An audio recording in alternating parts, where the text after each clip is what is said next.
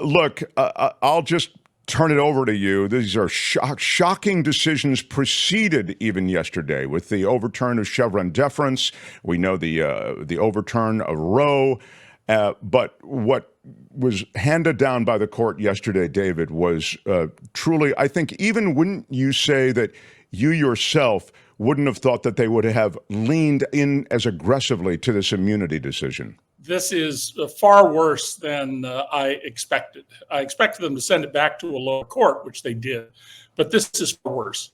Let me start off by pointing out something that I've not seen reported anywhere. This court, in its most recent Second Amendment decision, said that court decisions and the law has to be based on what was traditional in America. And on your show, I said, I guess we're going to bring back wife beating and other awful things from the past. This decision pays no deference to 240 plus years of America. Their concern is, in the future, some president might misuse prosecution, implying, of course, that that's the case here when that's utter nonsense. And the way this decision is worded, Trump is now making a colorable argument that his Stormy Daniels case should be thrown out. Now, of course, he agreed to pay her off before the election, but some of the payoffs occurred after he was president, and he's going to argue that those are unreviewable. I don't think that will succeed, but it tells you how much chaos and uncertainty the court has created. What the court has said now is any core function of the president is utterly unreviewable. Well, pardons are a core function. So the president could say, pay me $1 million and I'll let you out of prison. And that would no longer be a crime under this Supreme Court decision. The good example of how they have not thought this through. And I'm not the only one saying this, by the way. A number of legal scholars are saying things. And let me remind the audience that while I'm not a lawyer, I've been on the faculty at Syracuse University College of Law, teaching legal principles and theory and history for 15 years.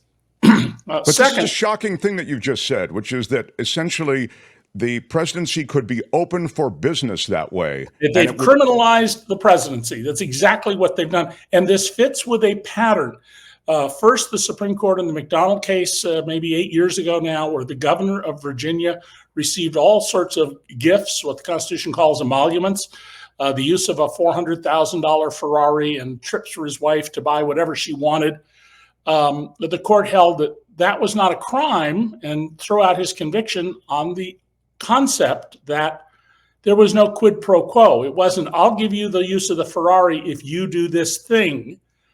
And what that did is just opened up bribery to a wink and a nod. Now, in their most recent decision, a couple of days ago, the court said that making a gift after the fact is not a crime. So think about that. Mark, you're the president of the United States. I need a favor from you. Mark, do me this favor, and I'll be very grateful. You'll see how immensely grateful I will be. You then do some corrupt thing for me, and I go, here's $1 million. The court has now said, nope, that's not any longer reviewable. The entire point of our revolution in the 18th century, the entire point of our Constitution, not the original American government, the Articles of Confederation, because it didn't have a president, but the Constitution we've lived under since 1787, is that there's accountability. And when I was teaching the law of the ancient world, one of the things my students would learn is I would say, all right, and so this person violated this conduct in ancient Greece, and if they follow the law, the punishment is, and everybody would shout, we kill you. That's how serious accountability was when democracy began in Greece almost 2,500 years ago. We have now, through this court, created unbelievable opportunities for corruption, lack of review. So think about this other point. If the president is consulting the Justice Department, none of that may ever be entered in the court record, no matter what happens. So there is something known as the crime fraud exception. If you have a lawyer, your conversations are confidential unless you are conspiring to commit a crime, in which case the crime fraud exception applies. You're not allowed to use legal cover privilege to commit crimes. Under this decision, That's exactly what can, and certainly if Trump is in office, will happen. And this decision, though, most importantly in my mind, totally contradicts the whole basis of their Second Amendment rulings. There has to be a historical basis. We've never had a decision like this. And this court is the court of unaccountability. We are Well, not I've also in your accountable.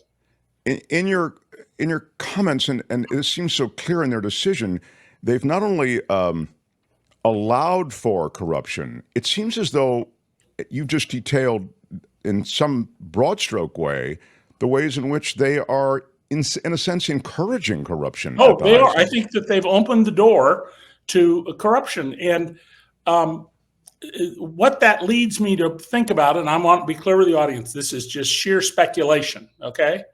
But, Mitt Romney said some time ago, a lot of members of my party, the Republican Party, don't believe in democracy. I think it's been clear for a long time that Sam Alito and Clarence Thomas do not believe in democracy. And I think what they've done here under Chief Justice Roberts, and he's the one I'm most shocked at because we all thought he was an institutionalist. He has a point of view. He was certainly for years in his decisions signaling, bring this kind of case in the future and you'll get, likely to get the result that you want. They are setting up for the end of American democracy. And if Donald Trump gets back to the White House, he's already announced, I'll be dictator on day one. Today, he was out with more statements about revenge and retribution. And under this decision, he could tell the Justice Department, I want you to go arrest all the Democratic Party leaders of the Congress. And it would be unreviewable that he made that decision. Now, they could go to court and with a petition of habeas corpus, what am I being arrested for? But Trump's ordering it, we couldn't even examine it because that would be a discussion with the Justice Department. And this is, Dred Scott is no longer the worst decision in the history of the Supreme Court. Lochner is no longer the worst business decision. This is beyond the pale, and I'm thinking hard about what I'm going to teach my law students in the next class about this, because I can't say, well, you can disagree with the court, but there was some rational reasoning for why they did this. This is a front-end assault on the American constitutional system. The idea that you have to distinguish somehow between unofficial and official presidential acts, that seemed to me to be maybe tortured reasoning for why you wanted to hold the clock for Trump. But it seemed as though to me, and again, this is why I ask you, like, okay, I can see maybe how you'd want to distinguish between those things. I mean, I think that it was the case in that Nixon case where he was being, civilly sued back in the 70s. But it's the fact that they really just used that as kind of the door through which they passed the rest of this stuff. Well, in fact, if this decision had been in effect in 1974, Richard Nixon would not have resigned. We would never have gotten the tapes that absolutely established criminality. And when he told Bob Haldeman, his chief of staff, get the FBI off my back and get them onto these other people, under this ruling, we would have no right to know that. They have created a zone of criminality in the White House. And there's no sugarcoating this. There's no, somewhere in here, there's something good and decent about it. It does not exist. They've also ensured, I think, that the insurrection case will not go to trial before November 5th. Now, Judge Chutkan in Washington, who's handling the January 6th case, she is a very serious, no-nonsense, tight court judge. And so she could schedule a hearing. She could do it today for 30 days from now. And we will get, if that happens, unless the court intervenes again with stay orders, a sort of mini trial about what Trump did and didn't do on January 6th. But I think, make no mistake about it, the majority on this court have attacked the American democracy. And I have said for many years, long before Trump, because of the annual reports of the Chief Justice of the United States, John Glover Roberts, that we've got too much work to do. We can't do all the work that needs to be done. I have called for 100 more appellate court judges, a couple hundred district court trial judges, and expanding the Supreme Court to 13, 15, or 17. I think 15 is the optimal number because that's how many subordinate courts have to be directly reported to. And assuming that Trump does not get back in the White House, I think bill number 1 in the next Congress should be adding 6 seats to the U.S. Supreme Court and appointing serious legal scholars who are moderates and who are relatively young, people who should be in office when I'm dead. The movie version of this has the new powers now conferred to the president falling to the existing president, Joe Biden. And in that movie, and I'll tell you that I've received a lot of emails from our audience saying, why doesn't Joe Biden just do blankety, blankety, blank now? Arrest Donald Trump as an enemy of the state. Arrest all the Supreme Court justices as enemies of the state. It's a Trumpian thing to do. It's not beyond the pale for Trump. But again, it does feel like a movie. But under this new Supreme Court ruling, Biden might be able to get away with some version of that. I think he actually could get away with it, but he's not going to do that. That's Right. not who he is. Right. Biden has a very deep respect for the Constitution. When he disagrees with the court, he says so, but he follows the orders of the court.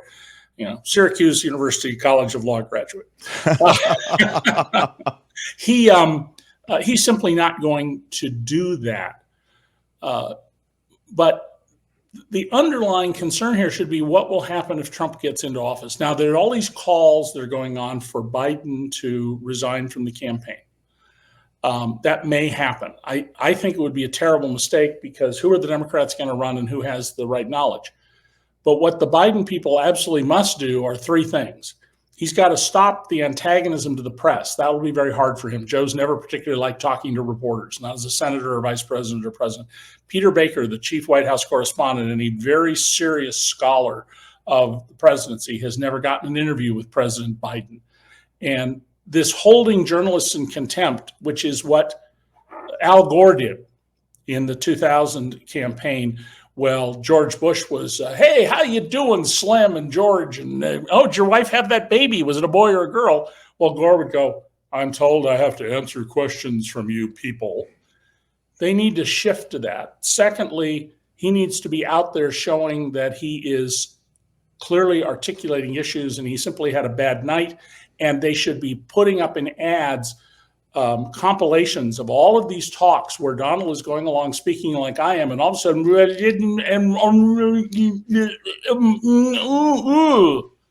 there are dozens of these, and you don't see them. Why are they on nightly news on the networks talking about Joe Biden Thursday night with no comparable discussion of Donald Trump's repeated gibberish? And the third thing they have to do is stop talking about details. This is an election about, do you want to continue to live in a free society, or do you want to live under a man who's declared that retribution, revenge, and dictatorship are what he wants? That should be the whole campaign. You don't particularly like me as Joe Biden. The choice is you continue to live in a free society, or you're going to live under a dictatorship. And I'll say that if we get a dictatorship, it won't happen overnight, but down that road in every dictatorship in the world leads the same thing: firing squads. Tony, it's just a matter of time, and if it goes quickly, I'm going to be one of the people who's lined up on a wall. Well, it's not going to go that quickly, David K. Probably Johnston. not, because Donald is a wuss, to use the vernacular. He's always been a wuss. He's concerned with fire people. He makes other people fire them. I mean, your books have, I think, communicated so effectively along the way, ways in which he insulates himself from that stuff. As you say, he puts a layer between the firing and himself, but also he cares about the look. I mean, firing squads are a bad look. I mean, He feels it may be more of a poison thing. It might feel more like a Russia kind of thing. I wanted to play for David K. Johnston the Bannon. The clip from Bannon. Did I have Tony, do you have that? I don't know if I gave you a timestamp on it. Bannon essentially comes out and, no, that's this is also good, the Supreme Court stuff, but I think we've already kind of covered that. Here's Steve Bannon. This is Bannon a bit with Tapper, I feel like the best stuff is beyond the very beginning. But go ahead. Just let's do a needle drop and see. I want your reaction, because Bannon clearly is the architect of so much in the first Trump administration. I think Trump, too, would also lean on Bannon. Go ahead, Tony, please. To serve 4 months for contempt of Congress. We decided to go see him in the basement of his Capitol Hill townhouse, the place where he broadcasts for 4 hours a day a show called Live on TV. Can I call you back? I'll call you back, sir. Thank you. That's Trump calling How him often are you during his talking show. to him? I don't want to talk details, but we keep in pretty good contact. A lot of the things we talk about end up in his speeches, so we talk frequently enough. Steve Bannon's worldview echoes loudly in Trump's speeches, with retribution, a central theme of Bannon's war room, a cornerstone of the Trump campaign. In 2016, I declared, I am your voice. Today I add, I am your warrior, I am your justice. And for those who have been wronged and betrayed, I am your retribution. I am your retribution. Some of those who served Trump and crossed him say they're worried. Stephanie Grisham, who was the communications director, the press secretary, communications director for chief of staff for the first lady. You're not talking about people like that. That's ridiculous. She says that she's worried about being charged with treason, that she could be disappeared someday. That's absurd. I'm talking about people in positions of authority. For instance, Andrew McCabe, the former deputy 100%, FBI, he says he might have to leave the country. He ought to be very worried. He's definitely going to be investigated. So is Comey. So is Esper. I believe Milley will. People, look at what happened in. Look what happened. Milley, the chairman of the Joint Chiefs, former chairman of the Joint Chiefs. Yes, staff. because look at the we don't know what conversations he had outside the military chain of command when he was chairman of the Joint Chiefs, when he talked to the Chinese, when he talked to Nancy Pelosi. We have to investigate all that. If we haven't done anything, you shouldn't worry. Well, they're worried because Trump and you are talking about retribution. You're talking it's about not retribution at all. First off, wait. Those were his words, not my words. He says your retribution. And what he says by retribution, he said, like he said last night on the debate stage, his retribution is a very successful, more successful second term. What we're saying is we want justice. We want to have full investigations, and then if criminal charges come up, then criminal charges come up. I mean, okay, very good. I just wanted you to get. He really scares me, because I think he really is. He reminds me of an Eastern Bloc kind of view toward power. Steve Bannon was the one who said we're going to deconstruct the administrative state. Now, they were successful with that in a couple of areas. They've seriously weakened environmental laws. They almost got away with bomb trains. There's a whole chapter in one of my 3 Trump books about this plan to allow trains that are carrying cargo subject to exploding to go through highly populated areas like Philadelphia at 40 miles an hour. When the research, the industry acknowledged was it would be the equivalent of setting off a nuclear bomb bigger than Hiroshima or Nagasaki in one of those cities. And they were going to let them do it because of the support they got from the richest man in Japan. Steve Bannon has made it very clear that they are seeking retribution and revenge. And remember, Donald Trump has repeatedly said that his life philosophy is a single word: revenge. He also says he's a Christian, even though he calls Christians fools, idiots, and schmucks. You cannot be a Christian and believe in revenge. If there's anything that is totally rejected in the New Testament, it is revenge. And Donald says he's a revenge person. So this is a very serious problem here. And people in this election, if they haven't decided, they need to understand that if we put Donald Trump back in the White House, he won't win the popular vote. Doesn't matter what happens. He's not going to win the popular vote. But if he wins enough electoral college votes to get in, you should just figure that's the end of your liberty in America. The American democracy is over. Now, things don't happen, as you said, overnight.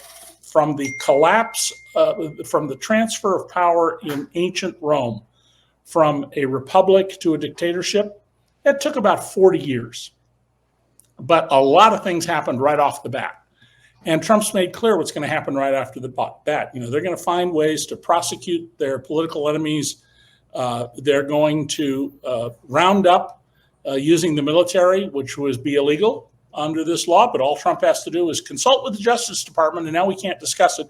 They're going to round up people who appear to be Latino or Muslim, And if you think that a lot of American citizens won't be wrongfully deported in a mass operation like that, where there's almost no review, you haven't thought this through at all. I mean, this is a real fight. Do you want to be in a free society, or do you want to be in a dictatorship? You know, in 2017, when I was the publisher of DC Report, we ran, starting then, about 40 articles by or about Bandy Lee. She is the doctor of the medical doctor psychiatrist who was a professor of psychiatry at Yale, and who said Donald Trump is deeply mentally ill. I talked to Bandy a couple of days ago, and I said, explain to me now what's happening with all of these people who are looking the other way. And she said, well, Donald's kind of mental illness is a public health issue. There's mental public health. So it isn't just somebody sneezing on you or touching the water faucet to spread the cholera. His mental illness is infecting the thought process of millions and millions of Americans. And I talked to some other people who study authoritarianism, and they absolutely agree that this is what happens. A lot of people adopt the mental state of the leader. And if you doubt that, when Stalin died, this mass murderer, Stalin, thousands and thousands and maybe 1 million people got on trains and tried to go to Moscow for our dear brother Stalin. This is a real serious fundamental human problem. It's the reason our Constitution was written with checks and balances to provide accountability, and the Supreme Court has just thrown them out the window. Exactly. That's gone. David, such a great surprise, maybe the surprise of my summer, to be able to talk to you today about this. Thank you for taking time out of your vacation to be with us. And let us know, fire a flare when you're available again. We can't wait to talk next more. week I'll be back in Western New York. All right, great. It's a lot cooler. Yes, stay inside. Safe travels, sir. David K. Johnston, everyone. Hi, it's Mark, and I thought that was great. Hit the notification bell. You'll know whenever there's a new video being dropped, and please subscribe to our channel to help us save the universe.